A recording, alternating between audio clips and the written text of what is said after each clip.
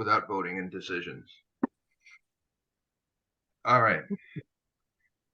I pledge allegiance to the flag Allegiance to of the United States States of of States of America, America, and to the and to the republic republic which which it stands, one nation, one nation, under God, under God, indivisible, indivisible, with indivisible, liberty liberty and and justice for all. Okay, thank you. There was some problems online where the meeting wasn't, our agenda wasn't on the website, but that got resolved. So it's back up. So attendance, Rob, you got it. We're missing. Yep, missing Bill, Dan, Joe, Chris, and Mark, and then Dave, our VSO.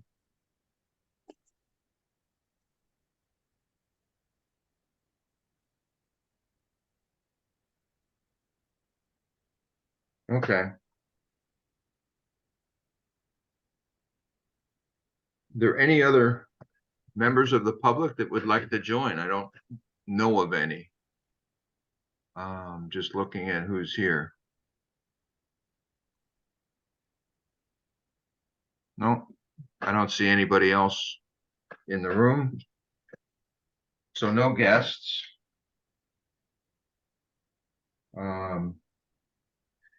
We will table the minutes because we can't vote on those.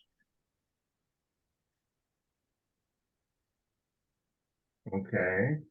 I just heard from Dave. He said he needed the link emailed to him, so I just forwarded him my email, which was the correct link, to him just now. Okay.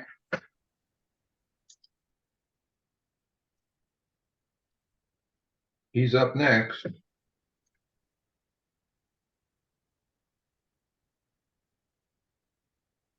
So just to kind of review here, the items for discussion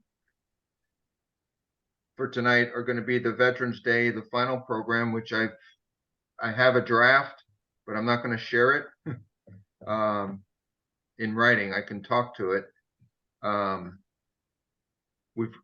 We do need a Veterans Day wreath, and I think Dave will get that, and I'll work with him to get that. The collation we need to do for the to follow, and then I've got some information about wreaths across America, and there are some other points that I do want to bring out. David, you here? Dave, can you hear me, Dave? Apparently not. He's still signing on. He's on mute. Not anymore, I'm not. Oh, there he is. Ah, There was a fight, what happened there? okay. We missed you. I kept trying to log on with the one that was sent, and it was showing last month's meeting. So anyhow, here I am. Are you ready for me? Yeah, we'll go ahead with you, and we'll count you as a quorum, I think. I'm not sure. I've been trying to get on since 6:10. Yeah, Dave's not a member of the board, so I don't think we can count him in the quorum. Yeah, I think No, you're right. you can't. All No. right, I'll quit then. The hell with all of you. No offense, Dave, sorry. No. We just have a lot of people missing, so we can't make a decision and vote tonight on anything, which is. Okay, sorry. But anyway, go ahead with your report, Dave. Did you do the Pledge of Allegiance and everything? Yes, Yeah. we Yep. did. I'll do my own then later, I guess. All right. All right, the Veterans Monthly Food and Dry Goods Support Program will be held tomorrow, October 18th, behind the Senior Center from 10 to noon. We have 27 applicants that have all been notified by our volunteer, Nancy Jenny. And of course, if any veteran spouse or immediate family member of a veteran would like to participate in this program, please call our office for further information, 781-246-6377, to be included in the drive-through and the pickup. The products are offered to the Greater Boston Food Bank and have a selection of meats, vegetables, and canned goods. Support for this program and dry goods are contributed by the Wakefield Food Pantry as well.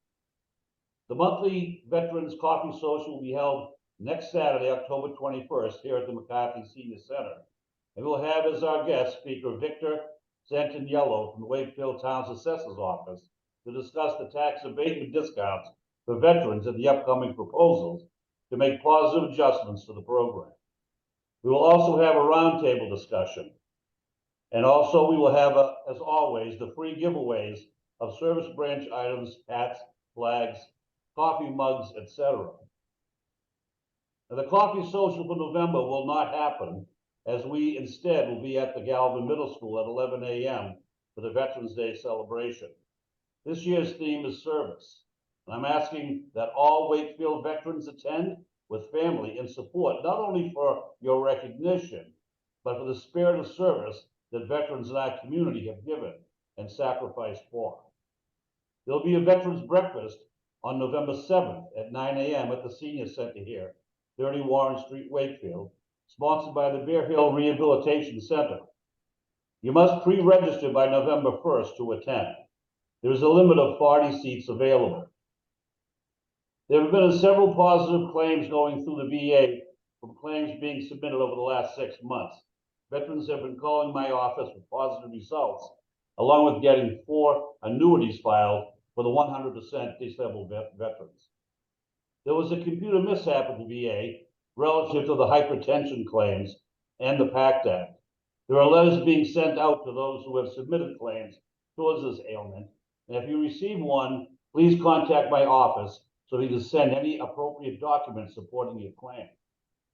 Regarding the vote that was taken last month for the hardship veterans who needed help with the electric bill, it has been taken care of from the relief fund as a one-time payment. This Vietnam veteran has filed now with the VA for his service-connected disabilities, and we'll be hearing from him soon for medical review for compensation.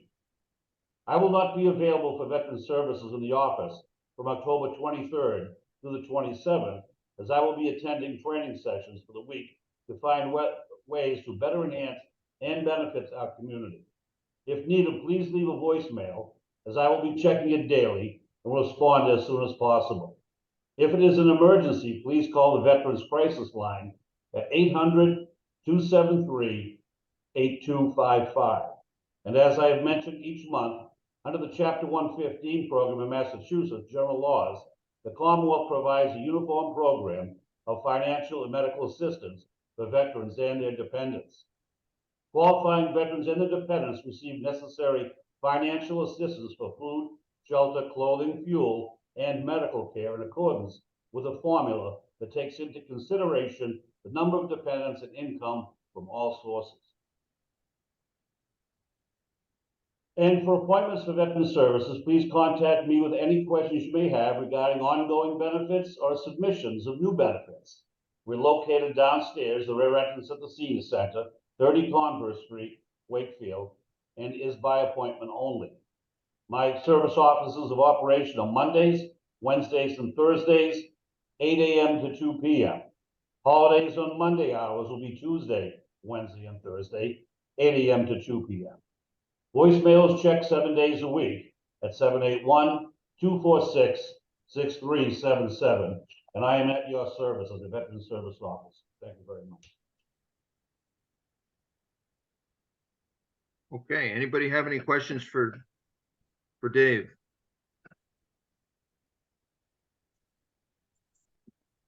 Well done. Thank you. Let's go around the horn just to for discussion, and I'll start with Rob, Mr. Secretary. Yeah, I don't really have anything to add.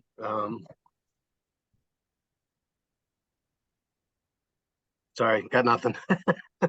Okay, that's okay. Dale.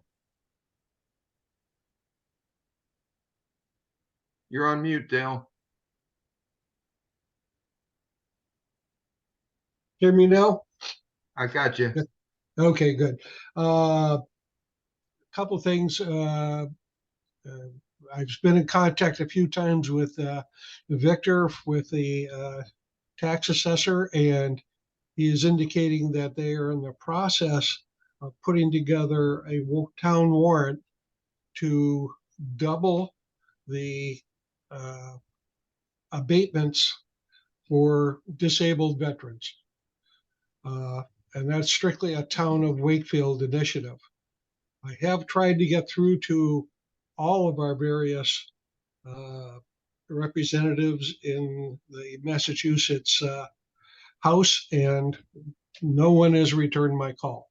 Because I think this has got to go through the House at some point. And they've only been doing cost of living. That's the only bills that they're currently processing along. And they're looking at somewhere between 3 and 5% increase for veterans, which is, almost not worth the effort at this point, given So let me- how long they've gone without any increase. Yeah. So that's the most important thing. Hey, Dale, just to clarify, the work that Victor has done with the town last night went to town council for a vote, and it was approved that we proceed to support. I want to say it's not chapter 22, but it's It's section chapter 50. It's chapter 59, section 15, clause 22. clause 22. Thank you. Thank you. And clause 22 allows the towns in Massachusetts to decide if they want to increase that tax exemption. And last night, the town council voted in favor of increasing the tax exemption for veterans, and that entitles the veteran to a double. So for example, a disabled veteran with 20% would get a $400 tax exemption in fiscal year in 2024. That exemption will be doubled to $800. Right, in 2025. And to go forward with that. Right. So are you saying they're not going to put forward a town warrant, that they've already voted it? They voted on that last night. Interesting. Okay. Okay. To allow the tax exemption doubling, or to pursue clause 22? To exercise their right in accordance with clause 22 of the Mass General Law. Okay. And the town does get reimbursed for that. So there's no skin off the back of the taxpayers, but it just takes a while to get the reimbursement. It takes about a year to get the reimbursement. It's a little bit slow. So that doesn't need to go to the state to get voted on. That's a decision that is made at the towns in Massachusetts at the town level.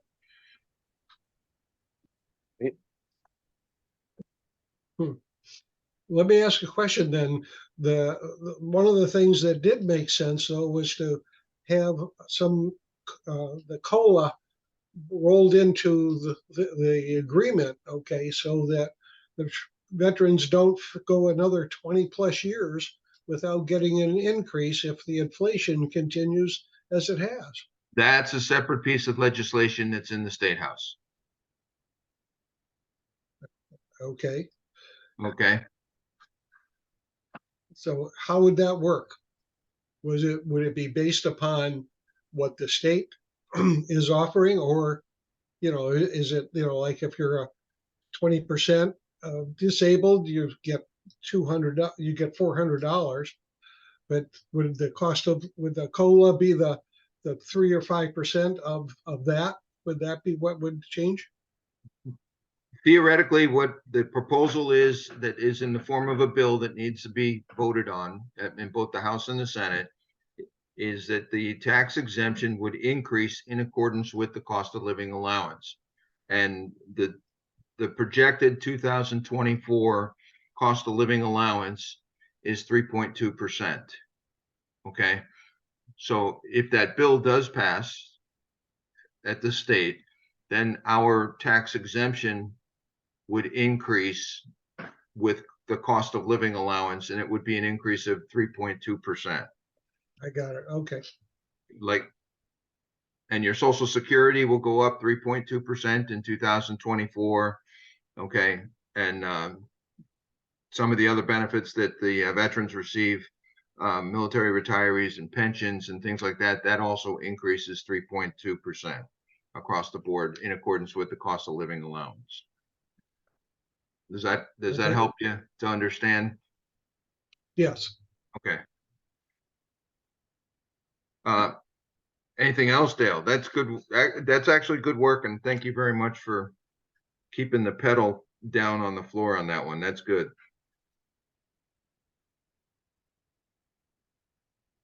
Yeah. But the other one, which I have and I've spoken to Marion on, is trying to get some additional people to help us with both Memorial Day program and perhaps with the veterans. I'm looking to try and get some additional, what I will call riflemen at this point, that can fire the salute that is necessary. I know that someone here, I think it's Chris, right, is trying to Chris- get Chris is trying to Olson, get ROTC. yeah, But you might want I- to work with Chris Olson and the ROTC, the junior ROTC programs, because he's pursuing that to get the cadets available, okay, to go ahead and perform those duties. Okay, the junior cadets, have they ever fired rifles? They do marksmanship. Okay, okay. That's part of Uh, their, I've looked at, what institutions have regular ROTC, and there's not very many anymore. Because the military is, after the Vietnam War, the military was argued not out of almost all the universities, and very little are now in the high schools. yeah, I wouldn't, the colleges and universities, that those students are, that their time is pretty much well taken at this particular moment. Okay. Okay, The junior ROTC is the way to go with those cadets and midshipmen to do community service. There, yeah, there there's contracts involved with the senior ROTC programs that may prevent them from coming in to help us out. say that again. I didn't There are quite understand. contracts that they're under contract to get their grades. Okay. They're under scholarships and contracts, and their time and their available time is very limited at the college level. At the college level. Huh? Yeah. Okay. But the junior ROTC cadets and those programs that are in the North Shore here, and we have several of them, they are most definitely available. And Chris has done an excellent job of putting together a list and reaching out to the programs to see if they can help us out for ceremonies throughout the year. Okay. Just a couple points on my list. COLA was one of them, and we discussed that. If anybody has any questions on the cost of living allowance, I'll be happy to take them. That was just announced this past week. The other thing that I have is Reads Across America, just kind of a summary of what we're doing. I did talk with Dennis Fazio today, and Dennis and I agreed. What's important to know here is Dennis and I agreed to keep the reads that we get from Reads Across America at 430. And we do a bulk order from Reads Across America. We do not request, and we do not, the cemetery is not able to do individual markers and individual graves. So the 430 basically covers the military stones that we have for both World War I section and the section that's up on the higher ground there, with the contemporary veterans that have passed by the flagpole there in that area. We will also do the ceremony on December 16 on Saturday at noontime at the cemetery. Marion. I, in the past, have ordered an extra wreath every year to take over to Joseph Bellevier's bench. Does that mean I'm not going to be able to do that this year? Or I'll have to order it directly? So part of that, and I discussed that with Dennis also, that 430 also includes the memorials that we have around the town. And the bench is one of those memorials. So Joe's bench would be, Yeah, okay, Yes. thank you. yeah, that's a good question.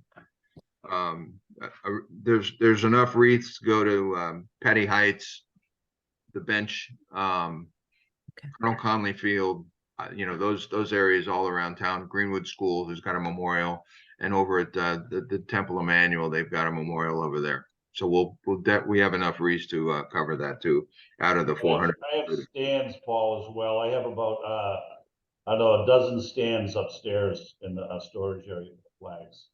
Okay, good. Paul, who pays for the 430? I mean, it used to be we all donated and it was a fundraiser and all that. Okay, so here's the score. By keeping the wreath count to 430, what we usually do is, and we haven't done this for a couple years, we put a flyer that I sent to you in your mailbox into the Wakefield item the first week of November.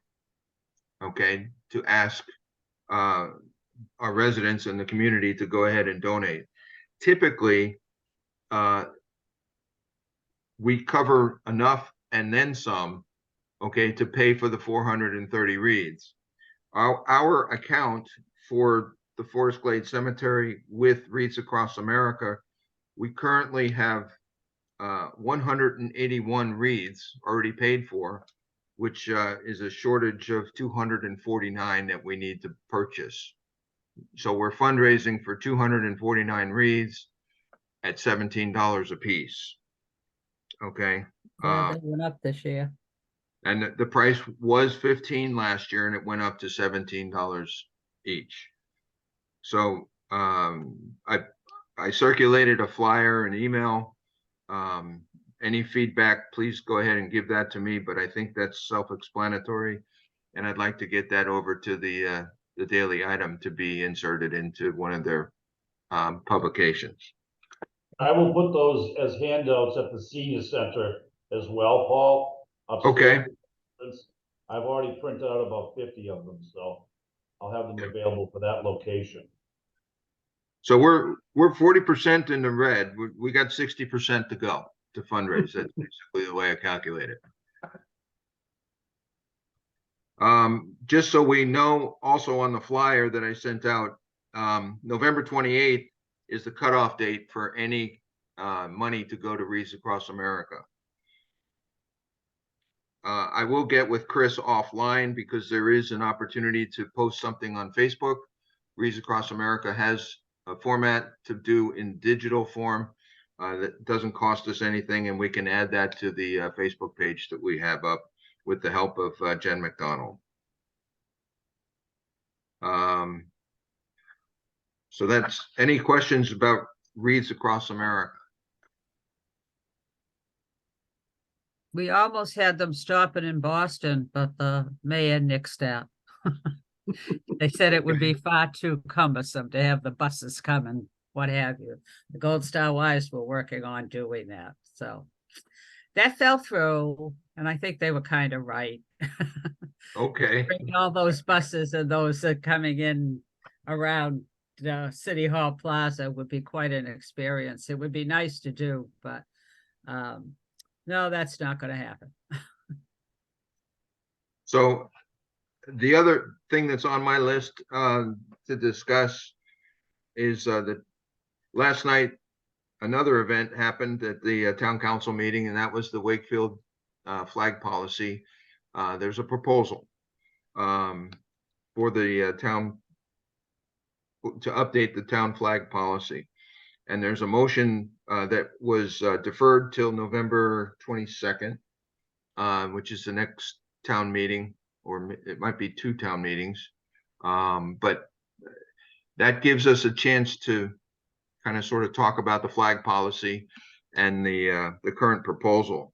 I want to thank everybody for the feedback that you gave to Councilor Dombrowski and to all of us on the board, okay, over the weekend to the proposed town flag policy.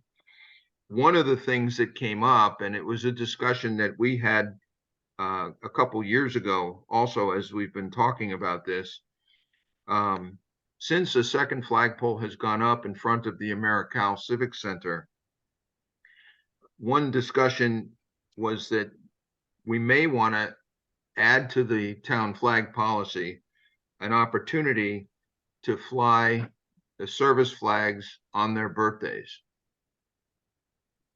So, for example, the Navy birthday was last Friday on October 13th.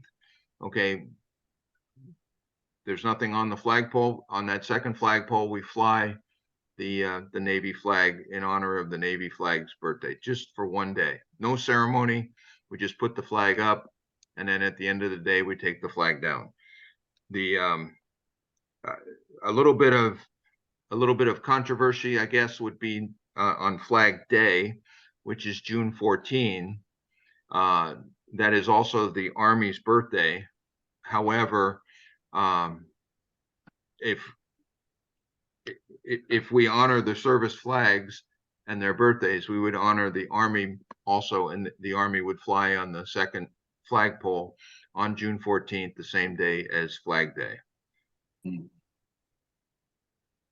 So I don't know when Space Force's birthday is, but we can learn what that will be, and you know, as we go forward, and of course the Marine Corps birthday.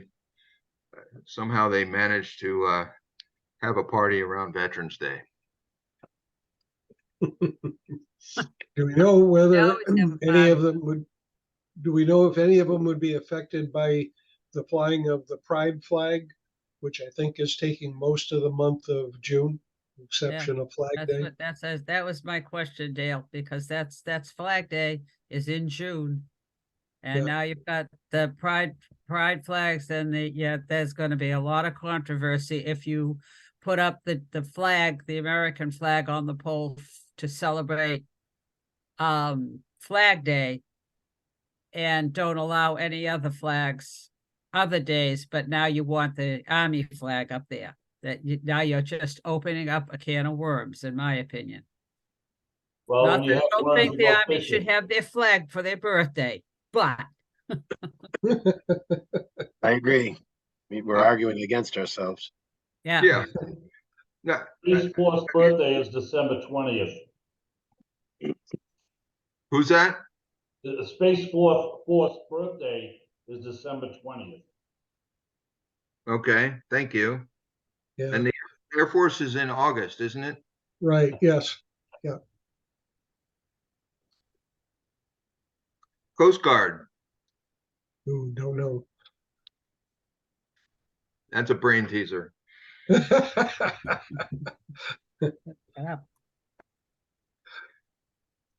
So some just kind of going around the horn. I got feedback from Marion. I got feedback from Dale, I think. Yep.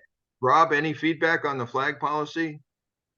I didn't like the tone of it with the exclusionary language, so I was going to vote no the way it's drafted.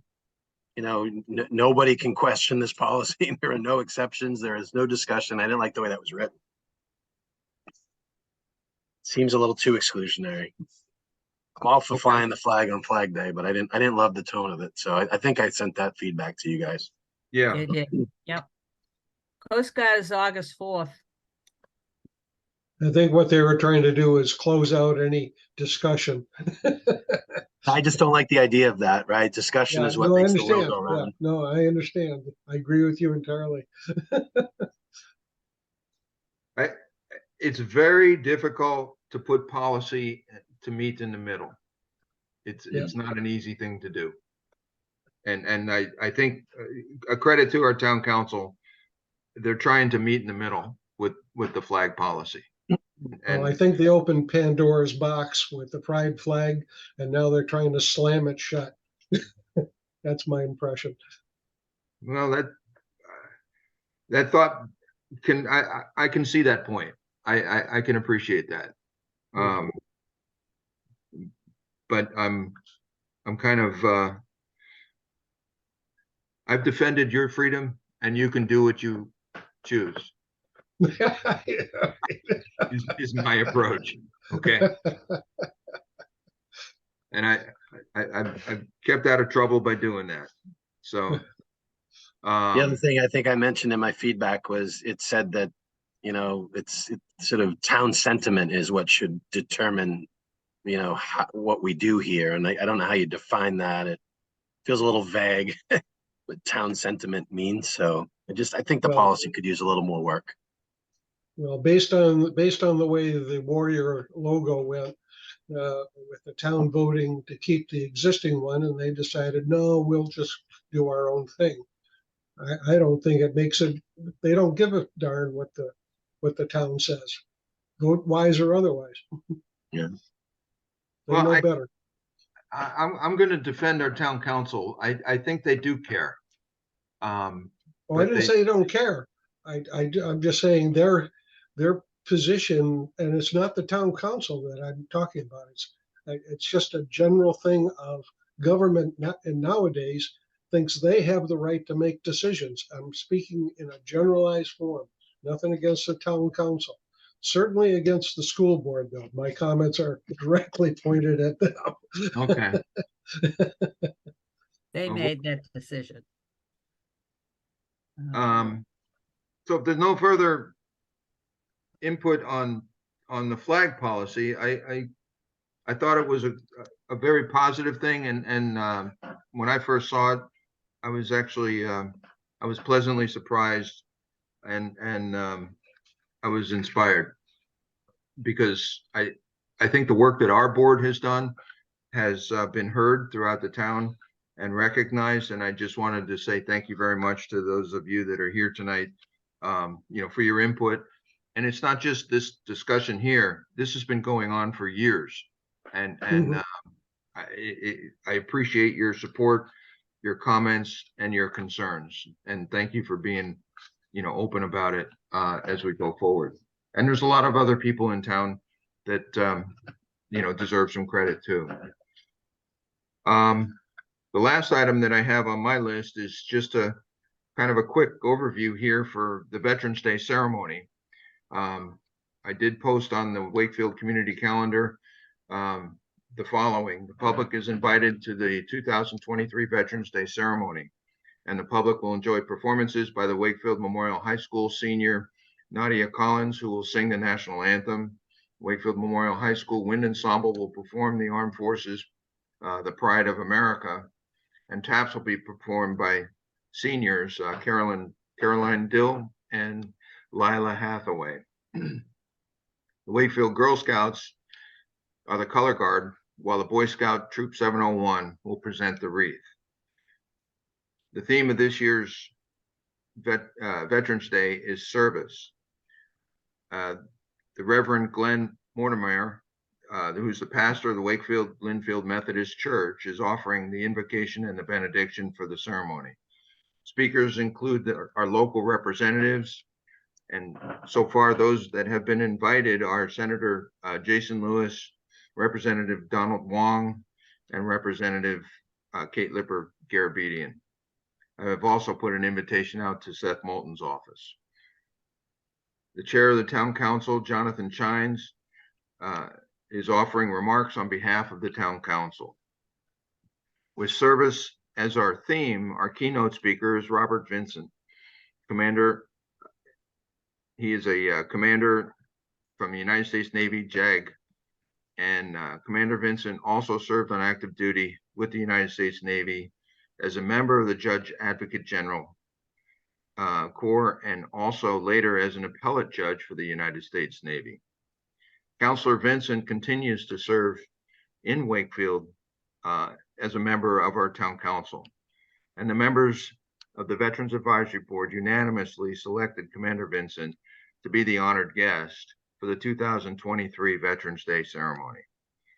So to the public, please plan to join the Wakefield community to celebrate Veterans Day. So that's on the town website. We posted that today with the help of the BB Library. And just a little bit of information I have, ironically, I often never hear back from Representative Wong. He was the first one this year to reply. So, that was a surprise. But I see more of him now that I'm working in Saugus.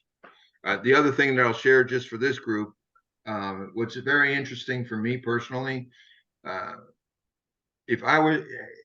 when I was on active duty, if I were ever in the company of an appellate judge, it would not have been a good day.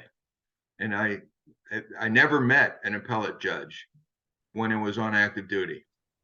Okay. In fact, I had one Article 32, and I think I had one court martial that I had to go to. Okay. That I was, doing the reporting and investigating and everything that I had to present. But I never had to get to the judge level. Okay. Which is very, very high. And oftentimes if you have to get to the judge level in the military, a big decision must be made if you get to the judge level. And to get to the appellate judge level, that's even another big decision that needs to be made. Okay. So I never got to those conversations in the military, thankfully. But I've enjoyed my relationship with Counselor Vincent, and Bob and I we actually have common friends as we've gone through our careers together, which is a little bit ironic because I'm in the Army and he was in the Navy, but the forces are small. So it's interesting that we share some common names and people that are doing things outside the community at the national level. So I have a lot of respect for him, and I'm very, very glad that he is our guest speaker this year. It's a terrific opportunity. Any questions from the group on Veterans Day? Paul, one wreath to be ordered this week before we go to training. Well, when we come back, I don't think it's gonna matter. Okay. So yeah, just one wreath. The collation. Right. The second part of the question is the collation afterwards. Just if I could, I'm not asking for a decision, but I'm asking for an opinion. And then what would your opinion be for the size of the audience on Saturday, November 11th for the collation? I'll start with Dave. End with me. I'm still thinking here. And end with you? Okay, I'll start with Dale. You're on mute, Dale. You're talking about last year? No, I'm talking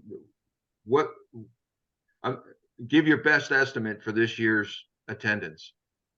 Attendance. I'm going to say I'm going to say around 150 at the most. At the most. I'd say somewhere between 100 and 150. And that actually, with the fact that you're asking it, makes me want to say things that I've been thinking of for some period of time. And that is that I would like to see a veterans parade, okay, of veterans, those who are willing to do it, because we need more knowledge or to bring to the people just what is going on, okay, with our military, okay, and what they've done for us. And 150 people in the auditorium is, I don't know, it's kind of sad. Okay. Any comment? Thank you. Miriam, any feedback? Well, I wasn't here last year, so I don't know how many you had because I was in at the State House. So I don't know. I'm trying to think in the past how many we had, and it was like 75 to 100 maybe. But as to your parade, Dale, I don't think you would get too many veterans that will march in a parade.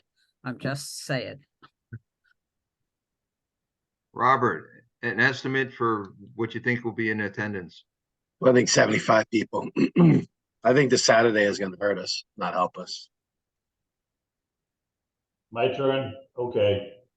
I'm gonna say closer to 200 if we market it properly. And I think that's gonna take, the communications, not only from, the office of the communicator here in Wakefield, but my office, and putting out, information not only on the daily item, but I think, at some of the locations, businesses around the town. I could make up a few, flyers or whatever and post them. For example, the 7-Eleven Market Basket, the bulletin board there. That wouldn't take long at all to do, and down Main Street at some of the various locations with a quick tab of tape and the information regarding it. So I have a bulk email to the veterans in the town that I'm working on, and I think it's a lot more appropriate to have the veterans in the town show up at this event along with their families, so they get the recognition with the shared audience of other veterans in the auditorium. So we'll see what happens. It is a Saturday, and I've heard bad things about having events like this on a Saturday, but it is the 11th, and at 11 a.m. So we'll see. Yeah, and just to support that, I agree that that's part of the problem is that we're not doing it the right way to get the veterans to come to these events. And I think a march down Main Street, okay, with a band playing for them and their families there, now you've got something, and now you can have a ceremony at the World War II monument, and bring it all together. I think it would be much better than just meeting in the auditorium. My thought. I've been to the auditorium a couple of times, and it's pathetic the number of people that show. I just to kind of echo what I've heard from the team here. For Dave, we've got actually 3 opportunities. You've got the Veterans Breakfast on the 7th, right? Yep. Okay. Which we have to get an RSVP back to you. Mine is yes. Oh, I got you down. Okay. I'm going. So there's an opportunity to share the information about the event with the veterans. WCAT is going to be at the breakfast also, Paul. I've invited them. Barbara Okay. Wolf and her team, not all of them, but a few of them, at which time I'll communicate with them as to getting the marketing out on the social networking. Yeah. So the other opportunity, there's 2 opportunities actually, and to counter Dale's point here, it's in the auditorium, but the Galvin Middle School has 2 events on veterans on the 9th of November. Okay, the grades 5 and 6, they have the morning ceremony, and grades 7 and 8 have the later morning ceremony. Okay, and that's a full audience, and those that message to come bring your parents could be shared. Okay, at that event. I know Chris is going to that. I think Marion, you're going to that too. On the 9th? Well, yeah. Yeah. I'm committed in Saugus on that day and that morning, but that's an opportunity to voice that. And the other opportunity to bring others to the event, when you have the wind ensemble and the performers from the Wakefield Memorial High School, those parents and families can also come to the event. Exactly. And I encourage them to come to, and I got to tell you, the kids do a great job. Those students are really, really good performers. And I'm impressed with the quality of the music that they play and the songs. And I'm inspired by that. It's very, very good. I agree. And I don't know who's going to replace Caroline and Lila Hathaway and Caroline Dill, because those 2 young ladies have done a really good job with taps. And I know that that sounds like a small song. It's a difficult song to play on the bugle. It's not an easy song. And they do a good Oh, job. was They that hit it. on the 9th? Was that for Wakefield? I mean, that you sent out the thing? Wasn't that was that for Melrose or was that for Wakefield? No, that was for Wakefield Okay, Galvin Middle School. it was for the Galvin. Okay. Yeah. Yeah. I'll have to go back and get the information. Yeah, Chris. I'll I know go. Chris- I'll go. I've gone before. Well, I went to the high school, but I've gone to the Galvin before. So Chris followed up and has made contact with Jason, the person that's putting that together at the Galvin School. all right. Would you send his information to me and I'll get in touch with him? Can you reach out to Chris? To Chris? Yeah, Chris Olson. Is he going to speak? I think so. You're not going to want me to speak. Oh, well, okay. Let me rethink. You know, Okay, I had to okay. be coerced into speaking one time. I do not speak. Well, no, I'll talk to Chris about it. Can you send me? I don't have his contact information. Can you send that to me and I'll talk to Chris? I will. Okay. This is another thought, food for thought, people. And yeah, I'm not muted, right? No, I'm not used to it. Okay. We have over 1,300 veterans in Wakefield at this point. And it's amazing just how disinterested they are or whatever. If you look back at the history of veterans, especially the GAR, the Grand Army of the Republic, and how supportive they were of this country. Okay, and we've lost that not only from our young people but also from our veterans because there's no sense of patriotism, and I think that's a message that needs to be shouted out. And some way to get it back. It's too important to us. Sorry, did get off my soapbox. okay. Thank you, Dale. Just an administrative piece. Miriam, you're in charge next week while I'm away for 3 or 4 days. Well, BSO. guess what? I'm going to be away for the first 3 days. Okay.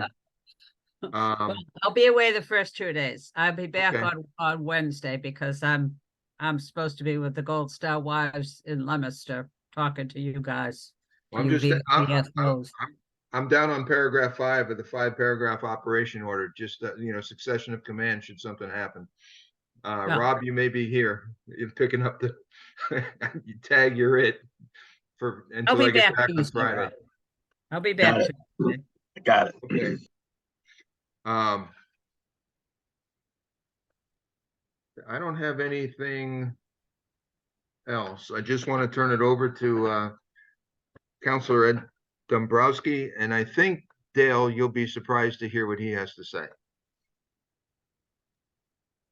based on last night's meeting. You hope, Ed. I'm all ears. I'm not actually not entirely sure what I'm going to be saying that's going to pique your interest, Dale. But good evening, everybody. I just want to give a few updates. What Paul had mentioned about the doubling of the tax benefit and the like, that is actually on the fall town meeting warrant. It's Article 6. The warrant isn't yet posted online, but it should be shortly. But that will be voted on at town meeting. So it's important that you attend town meeting for that, because it's a significant benefit. Looking at the Dave talking about the promotion of the Veterans Day event, one other option would be Jen McDonald is very good about maintaining our kiosks, both the digital kiosks and the and I'll call it the paper copy. kiosk. So if any flyers you provide to her, she can print them to the size that would fit in there, and she's very good about turning that out. And obviously the digital she can update in real time, and that would promote along the lake, as well as I believe in town hall on one of the screens for anyone who might be going in to pay tax bills or whatever the case might be. So that would be something. Jen is very good about getting that information out there. I know there was, I think Rob had mentioned that, this idea of town sentiment as relates to the flag policy, and I think everyone is fairly familiar with the fact that the town council did come up with a flag policy that it voted on. I actually did not vote in support of the flag policy that's currently in existence. That was really a result of the Shirtleaf decision, which is a decision that came out of the U.S. Supreme Court relative to a Christian flag that was being flown on Boston City Hall Plaza. So some of you may be familiar with that, but that really prompted most municipalities to review their practices relative to flag flying. I will say that prior to the Shirtleaf decision coming out, there had actually been very few requests the town had ever received relative to flags. The only request, to my recall, up to that point would have been the pride flag from the Human Rights Commission. And I don't even know if that was for the whole month of June. I think it was for a prescribed period of time that was around the time that they were having an event for the flag raising. And then the Juneteenth flag did also come into the mix. And I think that would have by probably a year or two, but not much before that. Aside from those two flags, to my recall, having been on the council since 2017, I don't know that we had requests for any flags to be flown. And I think that since there's been so much discussion at the town council level about it, there's almost become this outsized belief or emphasis placed upon the flying of a flag.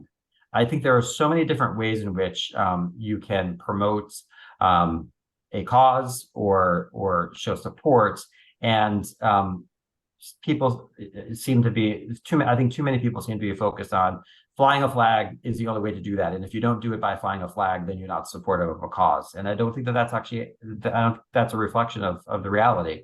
We've seen other communities, including Reading, for instance, that have adopted the policy that I support, which is the American flag and the POW MIA only, period. So we get out of the flag business in its entirety. Communities like Reading have done that, and I have attended their Pride celebration events and their Juneteenth events, and they dynamic programs that they've put on. And so I don't know. While I understand flags, have symbolism and may connote a certain thought, I don't know that that's the only way to do it, and I think it's a little bit limiting to try to have so much emphasis on what's flying on the second flagpole. So going forward, it's my hope that we can get ourselves to a better place where we do focus strictly on the American flag and the POW MIA. I mean, I don't think there's a more inclusive flag than the American flag. I mean, the Stars and Stripes they represent all of us, right? The good, the bad, the indifferent, our history, our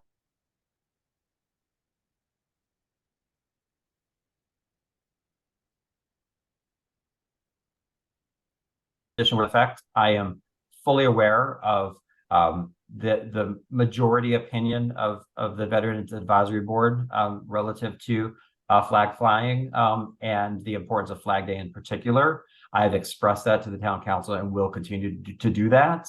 But I think you make a really good point, Rob, about the idea of town sentiment, and some of these are easier than others. Juneteenth, for instance, I think is an easy decision for a town council to make. But when you get into some other issues, if we have a group that wants to fly, say, an anti-abortion flag, or a group that wants to fly a pro-choice flag, or a group that wants to fly an Israeli flag, or a group that wants to fly a Palestinian flag, as just some examples. And we go down this path of I think, and I'm not passing judgment on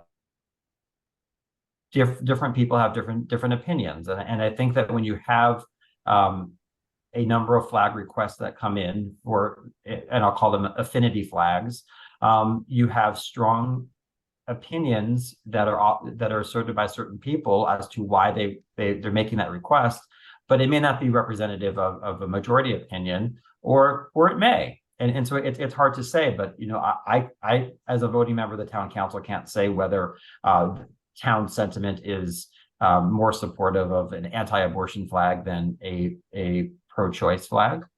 I can't speak to that. If we were to fly again, for example, a Palestinian flag, would that be interpreted as supporting Palestinians who are, the innocent victims of what's going on, or is it perceived as an endorsement of Hamas?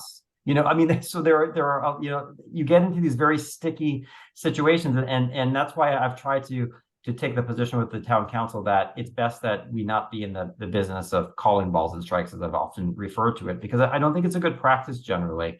And I think inherently when you're flying a flag, and I think you also, Dale, made a very good point about the warrior flag. If town sentiment is what the majority of the voters have, or the townspeople have said, at the ballot box, that non-binding question ended up, passing to keep the warrior logo that we had. So if someone makes a request for that logo to fly on the second flagpole, how do we handle that? I think they're important questions, and so that's why I continue to be of the belief that just the American flag and the POW/MIA actually end up being far more unifying, because there are too many instances where you're going to inherently have two very thoughtful opinions, but they're going to be different opinions. And I don't think that it's up to the town council to be calling, making the call on those. And I think it also creates, if we're trying to be an inclusive community and talk about unifying, I think that flags, especially if they're for a particular cause, do have the effect of alienating those who may not necessarily ascribe to what the flag represents. We had just recently a request for a Christopher Columbus flag to be flown, an important flag for a number of Italian Americans. And that's an important day, I recognize, for a number of, and it also has a different connotation by others now in looking back at the history, and so it's obviously become a more of a controversial holiday from a lot of people's perspectives. Well, how do you deal with that? And so I had a lot of very upset Italian American residents that felt as if something that is a symbol of their heritage that they take great pride in was not flown. And I can understand that, and so these are hard questions, but I think they become a distraction, unfortunately, and I think we lose sight of the fact that we have a flagpole first and foremost to be able to fly our American flag, our stars and stripes, and our POW/MIA flag. That is why we have flagpoles. When you go around any community, if you see a flagpole, I can guarantee it to be an American flag and likely a POW/MIA, but at least an American flag. On my own home, I have an American flag. So that's where we're at with that. As Paul had said, that policy will come up before the town council at the end of November, 2 meetings away from now. There had been some indication that there was a desire to solicit more input. Value the input of this board. I have heard, your positions on this for the last number of months. I appreciate, as Paul had said, all the emails you had sent along over the last week relative to this, and I have gone before the council very clear-headed with what I believe to be the majority opinion of this board, because I think that's important, and that's where the flag day, flag flying stands. I will continue to advocate for that, and we'll see where things go from there. But I understand that at a minimum, having Flag Day as the dedicated day for solely the American flag and POW/MIA flag is a really important piece for this group, and I'm going to make sure that I continue to advocate on your behalf on that. And I'm happy to answer any questions too.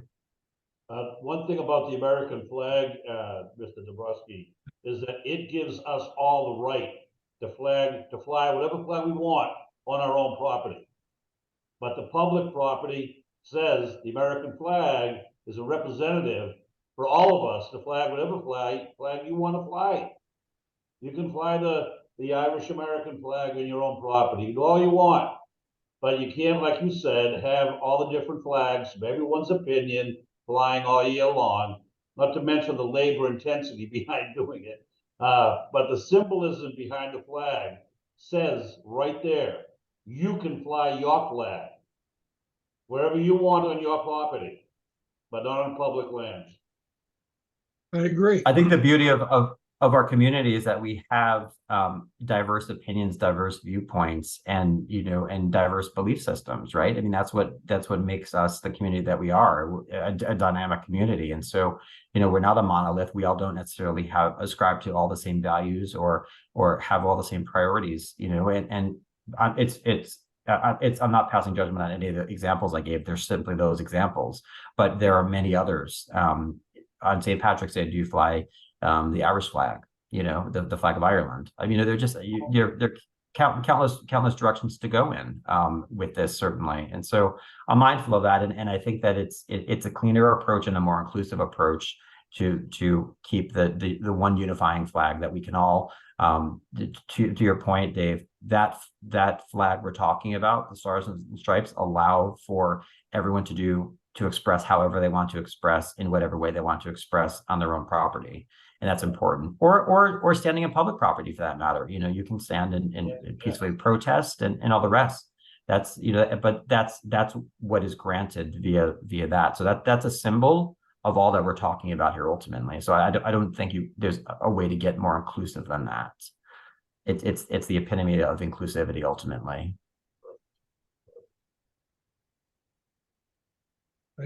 But again, this will be an ongoing discussion with the town council. I don't know where this will end up landing. I do understand the importance of the Flag Day concerns that you've raised, because you've been raising them now for a number of months, going back to I think probably May.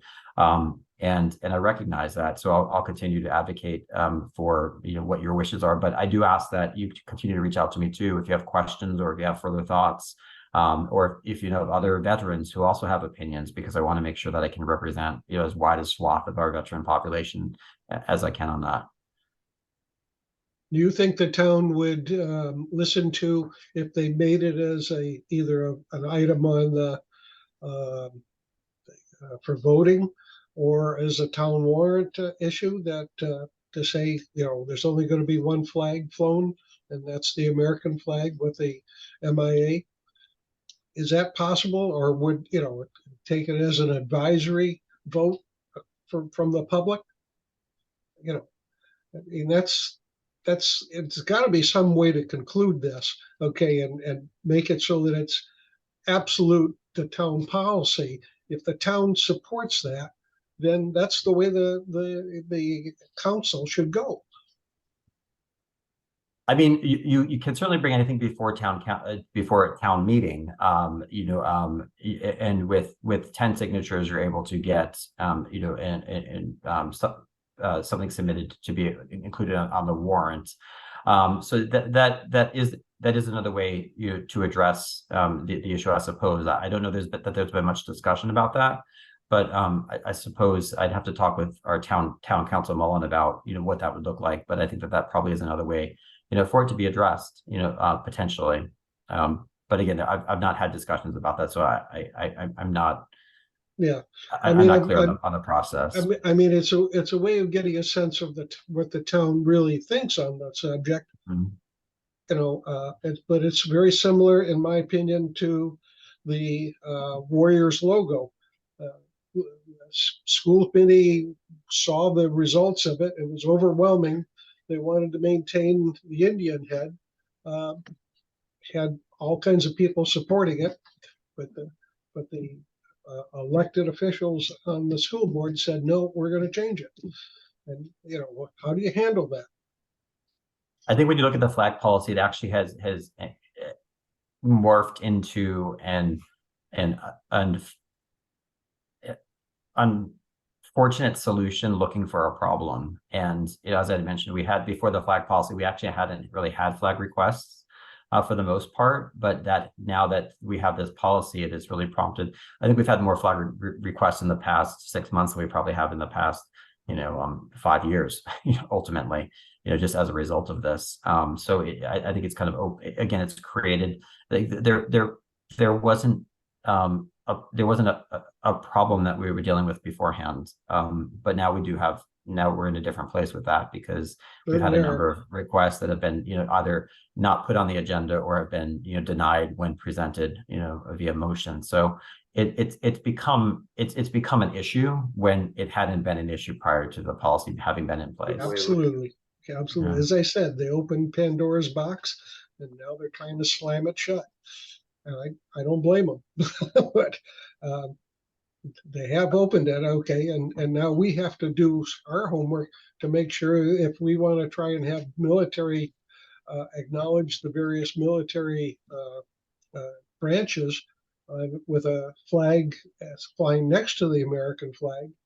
I don't know if any of those fall across the pride flag issue. Well, it does. Huh? It does. I mean, the Yeah. Flag Day and the Army birthday are in Yeah. June. Yeah. So So you're it's just, not going to be able But to. as is Juneteenth as well, and Right. and the Pride flag and Juneteenth flags had peacefully coexisted. And in the case of this past year, the transition day from Pride to Juneteenth was the day after, was June 15th, so it was the day after Flag Day. So the request would have been to just transition that by a day to allow for the 14th to be the day that only the American flag would fly. I think, and I know that you all know that history, so I don't need to go through that again. But that's where we fall. And I am also mindful of the significance of the American, and specifically, I know I've talked with Paul about this. It being a former military facility, right? So there's also that element to it, which I'm also mindful of course. Yes. thank you, Ed. Much appreciated. Good discussion. Oh, I'm sorry. Just one last Thank you, point I Ed. wanted to make. Also, it was discussed. I've been working with DPW, as has Councilor Vincent, on this. The Soldiers and Sailors Monument you're familiar with on the Upper Common. That restoration is going forward. It's been, I think, 127 years or thereabouts since there's been meaningful work. The restoration company that's working on it is currently just tied up at the Capitol, still doing some work there, which is encouraging. And that means, I think we have some pretty top rate folks who will be coming in and beginning that work in the near future. And it will end up coinciding with an anniversary date as well. I think it's 2025, I believe. So you'll probably see in the next month or so some fencing or otherwise protective How much money was going up. How much money was authorized for it? I don't have the amount offhand, but it was enough to cover what was quoted. So it's fully the project will be fully funded. Okay. Yes.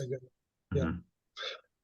Just to bring up that when that monument went in place, and Paul, jump in here because I think you know the number here.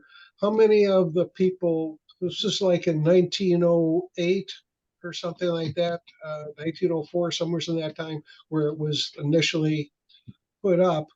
How many people were here for that dedication of that monument? Oh, I don't know the number. I wasn't alive back then, Dale, but I think. No, I've heard the number. I've heard a number. The There was like 19,000. I think the photograph has several thousand people on the common. Yes. Yeah. And there's a picture to prove that, but yeah, no, I agree with that. I applaud the effort to go forward and repair that monument. It desperately needs it. Yeah. And it is it was originally intended, okay, to make Wakefield a destination. And I think if the restoration is completed and it's done, carefully with some thought, I think that the intent can be achieved, okay, and Wakefield will continue to be a destination for people in the future. I'm looking at the clock, and I do have one last thing that I would like to share with this group, and as we close tonight, putting together the Veterans Day ceremony, I asked 2 Navy pilots to join us. They were diverted. I've even asked some of the cadets and cadre downtown in Boston to help us out, and the cadets and cadre have been diverted. And the reason they're diverted is the units right now across the globe, specifically in Eastern Europe and also in the Mediterranean, are really working hard. Okay. All branches of service. We've got 2 carrier groups in the Mediterranean, one of which is, led by Commander Shelby Nikitin, who we saw in a video, last Veterans Day as we honored the commander and the crew of the USS Thomas Hudner. And the USS Thomas Hudner was one of the battleships that helped to certify the brand new Gerald Ford aircraft carrier, the USS Gerald Ford. And they're at the tip of the spear right now as the situation in the Middle East, kind of sort of continues to go. My personal opinion is, kind of keep it to myself, but you're going to see in the news in the future here some pretty interesting things. And I'm very surprised that I haven't read anything in the Daily Item. And I'm very surprised that I haven't seen anything posted on the Wakefield community pages. And I'm surprised because I've had conversations with some of the soldiers and sailors, the parents of those that are deployed. And I think those conversations are important for us to have with our neighbors in our community to help support those families who have somebody that is currently deployed. Well said. I agree. And we owe them our support. Just kind of think about that as we go forward for Veterans Day here. And Council, Service, I Paul, go ahead, I'm sorry. Go ahead, Dave. Well, I was just going to say that your point is well taken, because service is not only from those who are serving, but families that are serving as well. That's right. Yeah, and in a small way, this board will pick up some of those responsibilities in the near future. Good. Real good. So, and I just want to echo Councilor Dombrowski. Thank you very much for reaching out to the Nikitin family. Okay. And having that conversation with them. And they anticipate the arrival of their daughter and their granddaughter, hopefully by Christmas. But the story is that the USS Thomas Hudner was on the way back to Mayport. Okay. And Shelby was about ready to change command next month and to go to her next duty assignment. And somewhere in the middle of the Atlantic, the whole thing got turned around. And if you haven't ridden that horse once or twice, it leaves a scar. Okay. When you make that choice, and you're choosing country, you're choosing the service over your family and your loved ones, and you go, and that's what you do. And that's what so many are doing today for our country.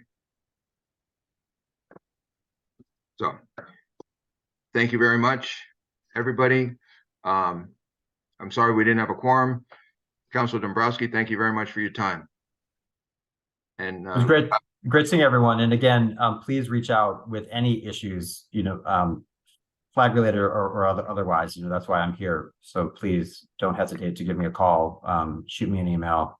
I'm happy to help. Thank you for your support, Ed. Yeah, thank you, Ed. Appreciate it. And thank you, everybody on the board. I appreciate it. And we'll reach out to those that missed the meeting. And I look forward to Veterans Day, and I look forward to all those breakfasts and celebrations that we're going to have afterwards. Okay. There you go. All right. Okay. Have a good one. Thank you Good very night, much. everybody.